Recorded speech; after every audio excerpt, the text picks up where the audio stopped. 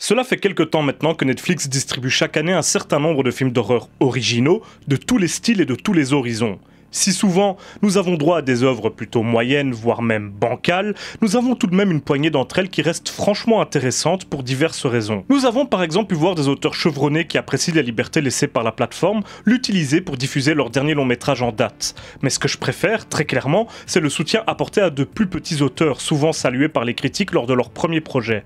Dans ces cas-là, Netflix offre à ces cinéastes en début de carrière mais aux premières expériences déjà prometteuses, une mise en lumière qu'ils auraient eu du mal à obtenir sans cela, dans la plupart des cas. Une mise en lumière forcément bénéfique, cela, je vous laisse le juger par vous-même. Dans tous les cas, il arrive grâce à cela que je tombe alors sur des longs métrages aux univers atypiques qui tentent de proposer quelque chose d'innovant, de déroutant et de personnel, loin de la bouillie commerciale des sous James Wan et productions à la chaîne de Blumhouse que Hollywood nous sert généralement depuis plusieurs années. Des films d'auteur, quoi.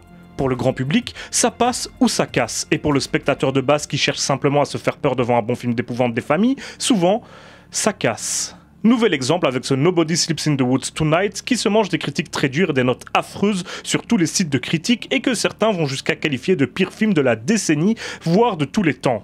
Carrément. Ces notes et critiques sont-elles justifiées? Penchons-nous sur le cas de ce film que j'ai trouvé, pour ma part, intéressant. Bonsoir, amis de l'horreur, et bienvenue dans cette nouvelle critique glauque.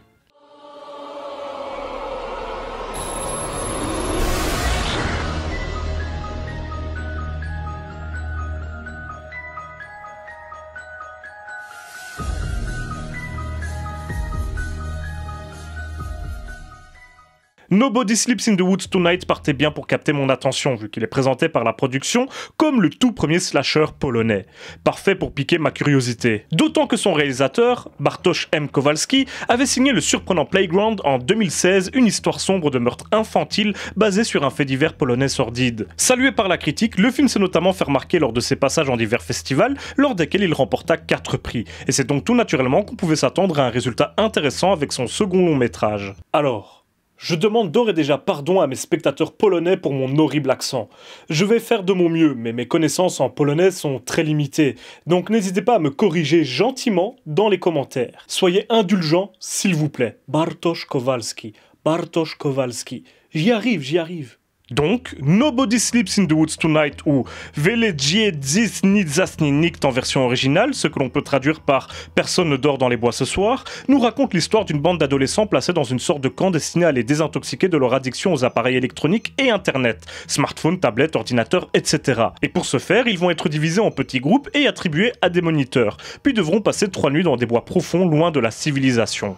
Bien évidemment, vous vous en doutez, mais tout ne se passera pas comme prévu, et dans la forêt, ils tomberont sur 2 énormes espèces de mutants tueurs qui hantent les lieux et s'attaquent à tout ce qui bouge de façon extrêmement violente. Nos ados vont très vite se retrouver livrés à eux-mêmes et vont devoir tout mettre en œuvre pour survivre dans cet environnement inconnu et échapper aux horribles monstres qui leur courent après. Tout un programme. Et globalement, les plus lourdes critiques du film évoquent surtout un scénario déjà vu, qui n'apporte rien au genre, voire totalement cliché, et stupide. On lui reproche d'aligner tous les stéréotypes liés aux slashers les uns après les autres et d'être extrêmement prévisible dans son exécution. Des défauts qui pèsent lourd dans le jugement de ses détracteurs. Et honnêtement, ça n'est pas entièrement faux. Mais comme souvent, c'est relativement maîtrisé. Oui, relativement. Kowalski se revendique lui-même comme un fan de slasher et de série B des années 80, film qu'il collectionnait sous la forme de cassettes VHS alors qu'il était encore enfant, soutenu par des parents qui comprenaient sa fascination pour ses œuvres. La Pologne n'est pas exactement ce que l'on pourrait appeler une terre de cinéma d'horreur, et très vite, il se mit en tête de réaliser des films d'épouvante locaux.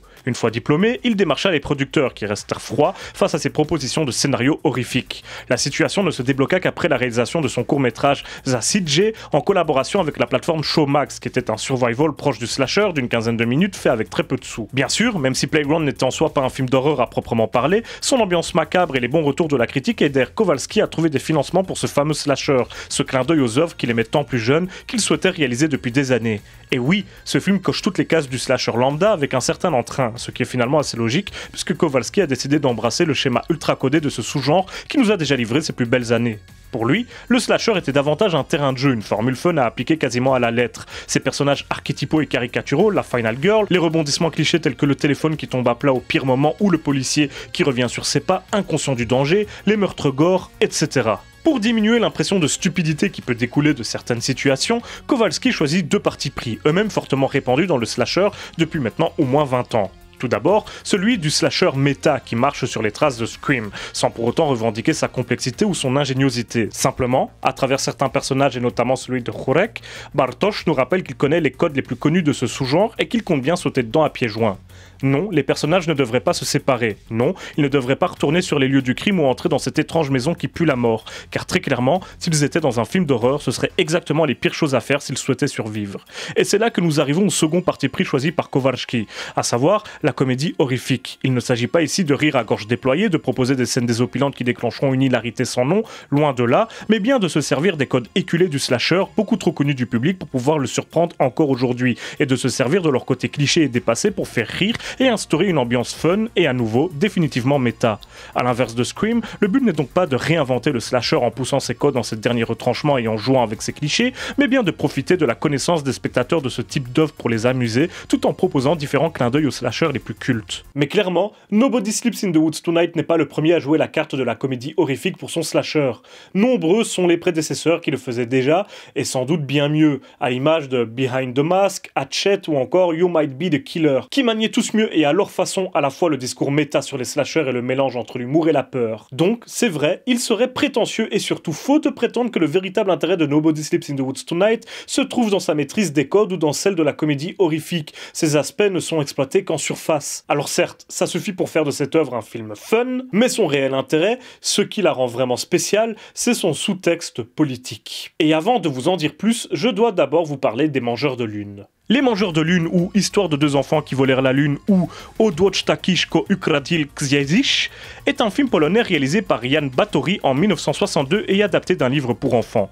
Il nous raconte l'histoire de deux jumeaux, deux vilains garnements qui font les 400 coups ensemble. Puis, un jour, pour faire fortune, ils décident tous les deux de voler la Lune histoire de devenir riches et de ne plus jamais devoir travailler. À partir de là, ils vont s'attirer un certain nombre de problèmes qui vont les amener à vivre toutes sortes d'aventures. Pourquoi je vous parle de cette œuvre obscure, vous allez me demander ? Eh bien, patience, jeune Blanc-bec, je vais t'expliquer. Le plus intéressant avec ce film, c'est l'identité des acteurs de nos deux jumeaux, Lech et Jarosław Kaczyński, qui, près de 4 décennies plus tard, deviendront respectivement président de la République de Pologne et président du Conseil des ministres polonais. Rien que ça. La popularité de leur rôle dans ce film très apprécié de la population les aidera d'ailleurs dans leur carrière politique respective tout au long de leur vie, jusqu'à ce que Lech Kaczyński décède dans un accident d'avion en 2010 qui fit près d'une centaine de morts, dont certaines des personnalités les plus importantes de Pologne, et qui alimentent encore aujourd'hui les théories du complot les plus folles. Mais sans aller sur le terrain de la conspiration, il est très intéressant de constater que les deux monstres de Nobody Sleeps in the Woods Tonight sont incontestablement une référence à ces deux jumeaux des Mangeurs de Lune. Regardez comment eux qui étaient si mignons, si adorables dans leur rôle de petites canailles, eux qui étaient tant aimés par les citoyens polonais ont été transformés par le temps et surtout par le pouvoir. Car si les deux frères ont flirté avec bon nombre de couleurs politiques tout au long de leur carrière, c'étaient de solides conservateurs et des nationalistes convaincus, pour ne pas dire partisans de l'extrême droite sur certaines de leurs idées. Nous retiendrons des phrases comme celle de Jarosław Kaczyński qui disait ni plus ni moins « Je suis tout à fait d'accord avec ceux qui s'opposent à la propagande homosexuelle à l'école, elle n'apporte rien de bon aux jeunes, la croissance du nombre d'homosexuels n'est dans l'intérêt d'aucune nation. Anti-Europe, anti-LGBT, autoproclamé défenseur du catholicisme et de ce qu'il qualifie d'ordre moral, il est assurément plus conservateur et extrême que son frère, qui a cependant longtemps milité pour une véritable chasse à la sorcière contre les communistes, cherchant à divulguer les noms de tous ceux qui avaient travaillé avec eux, mais qui souhaitaient également rétablir la peine de mort, était contre l'avortement et l'Europe. Bien sûr, il ne s'agit pas d'une analyse politique rigoureuse, je ne suis pas un expert de leur carrière à tous les deux, et j'ai simplement isolé les idées politiques qu'ils représentent et représentaient, et que Bartosz Kowalski a pointé du doigt et vivement critiqué avec son film. Car oui, à nouveau, les deux mutants tueurs des bois de Nobody Sleeps in the Woods Tonight sont bien une évolution terrifiante des deux jeunes jumeaux des voleurs de lune. Nos monstres aussi étaient deux frères lorsqu'ils étaient enfants, deux têtes blondes comme il en existe tant, jusqu'à leur transformation en créatures sauvages et assoiffées de sang suite à leur contact avec une étrange matière probablement extraterrestre que l'on peut considérer ici comme le pouvoir. En tant qu'hommes de pouvoir et surtout que conservateurs, ils ont, selon Bartosz, fait beaucoup de mal à la population et surtout à la jeunesse, ce que l'on peut retrouver dans les multiples meurtres violents qu'ils commettent dans le film. Et dès lors, les personnalités et caractérisations clichés des victimes trouvent un écho beaucoup plus intéressant. Nous avons le jeune homosexuel qui a peur de sortir du placard à cause de l'homophobie étouffante du pays dans lequel il vit, la jeune fille à la sexualité débridée et le jeune qui se donne des airs de voyou pour avoir l'air plus fort alors qu'il est finalement fort innocent, le jeune geek et streamer au physique ingrat considéré comme une sorte de no-life et de chiffre molle par ses pairs, etc. Tous ces archétypes de personnages représentent une partie de la jeunesse malmenée, selon Kowalski, par cette Pologne encore très conservatrice, voire rétrograde sur certains aspects, à l'image de ce camp, qui existe d'ailleurs vraiment et qui essaie de soigner ses jeunes soi-disant accro à la technologie, comme si le pays refusait d'évoluer de cette façon et tentait de convaincre sa jeunesse de lui obéir. La critique de l'Église, encore puissante en Pologne, est liée à plusieurs partis politiques, et notamment, vous l'aurez compris, au frère Kaczynski, est également très clair et acerbe. Ce prêtre aux intentions malsaines et à l'air tout droit sorti du passé est assez parlant, mais à l'image de la jeunesse et du reste de la population, il se retrouve littéralement broyé par un pouvoir qu'il pensait pouvoir maîtriser.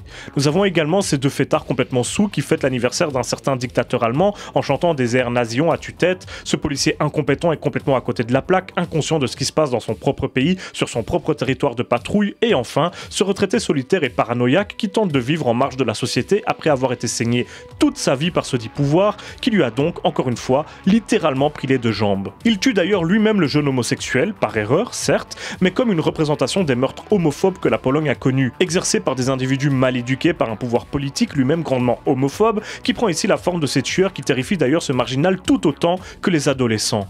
Autant de facettes d'une Pologne rétrograde et poussiéreuse que Kowalski voulait pointer du doigt et par la même occasion critiquer. Quant à nos deux mutants, ils se font finalement vaincre par une jeunesse revancharde et avide de changement qui se bat pour son avenir en quelque sorte, mais à chaque fois, ce pouvoir est tellement fort qu'il finit par renaître de ses cendres sans pouvoir être atteint par le commun des mortels, à l'image de ces monstres qui se relèvent encore et encore, peu importe le traitement qu'il aurait infligé. Belle représentation de cette valse des pantins qu'est la politique, surtout selon le regard de Kowalski. Les hommes changent, les visages changent, mais finalement, le pays n'évolue pas plus que ça. Voire pire. Mais malgré tout, il y a un motif d'espoir dans ce film, ces personnages adolescents. Car s'ils sont effectivement pour la plupart assez peu développés et se résument à un ou deux traits de caractère, ce sont pour ainsi dire tous des personnages positifs, et ce, au-delà des types de jeunes qu'ils représentent selon Kowalski. Aucun des jeunes du film ne subit de traitement réellement péjoratif de leur personnage. La jeune charmeuse n'est jamais montrée comme faisant quelque chose de mal, le jeune homosexuel n'est pas efféminé, le jeune geek connaît au départ toutes les tares de ce genre de personnage au cinéma, mais se révèle en définitive être l'un des adolescents les plus héroïques du film, et même celui qui se fait passer pour le gros voyou est en réalité beaucoup plus sensible qu'il n'y paraît lors de ses premières apparitions. Tous ne sont que des adolescents normaux. Alors, si certaines de leurs réactions face à l'adversité se révèlent idiotes ou incompréhensibles, ce n'est pas fait au détriment de ce qu'ils représentent ou de leur personnalité. Ces jeunes sont l'avenir de la Pologne, ils doivent se battre contre le pouvoir conservateur s'ils veulent pouvoir être eux-mêmes au grand jour et obtenir l'avenir qu'ils souhaitent. Ils doivent survivre à la traque et au traitement que tentent de leur imposer ces politiques déguisées en tueurs, ou l'inverse, vous n'aurez qu'à choisir. Le plus décevant est peut-être le personnage principal, notre Final Girl du jour, qui n'est finalement que ça. Une Final Girl parmi tant d'autres. C'est une héroïne forte et positive, certes, mais elle n'est pas tellement développée autrement qu'en tant qu'archétype de personnage principal de slasher. C'est la jeune fille gentille qui tente de survivre, voilà tout. Mais c'est également un choix de Kowalski, c'est sa Final Girl, et donc sa propre pierre à l'édifice immense que représentent les slashers dans son expérience cinéphilique. Et donc, ce premier slasher polonais décide de jouer la carte des clichés à fond pour offrir à ses concitoyens cette même dose de fun que son réalisateur avait lui-même connu plus jeune, sauf que lui, c'était de la part des États-Unis, avec des valeurs, des idées et des sous-textes purement américains. Dans sa forme, ce film en est finalement très proche, mais les Polonais auront l'occasion trop rare d'entendre les personnages parler leur langue, de voir un regard, qu'ils le partagent ou non, sur la politique de leur pays, sur des problèmes de leur société, sur leur jeunesse.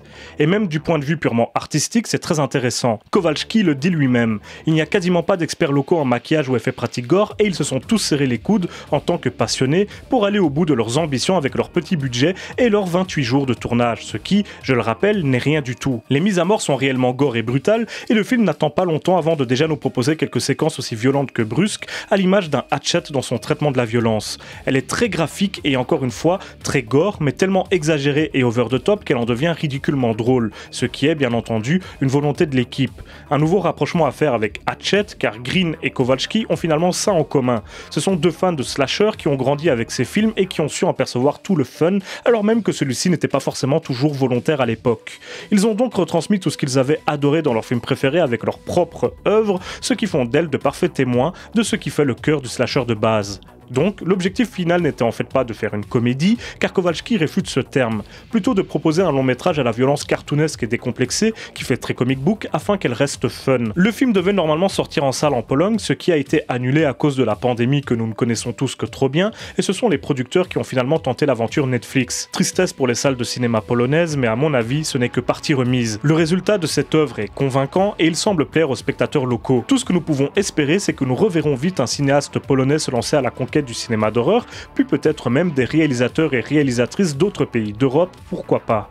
Tant d'autres sont à la traîne sur ce sujet et continuent de considérer le cinéma d'horreur comme un sous-cinéma qui ne vaut pas la peine d'être traité et qui n'est pas à la hauteur des autres. Ce genre d'hommage aux grands slashers américains d'antan et leur ton si particulier permettront peut-être de rebattre les cartes et changer la donne. Alors, clairement, le film ne réinvente pas la roue, mais Kowalski voulait se plier au challenge du slasher, un cahier des charges aux nombreuses cases à cocher.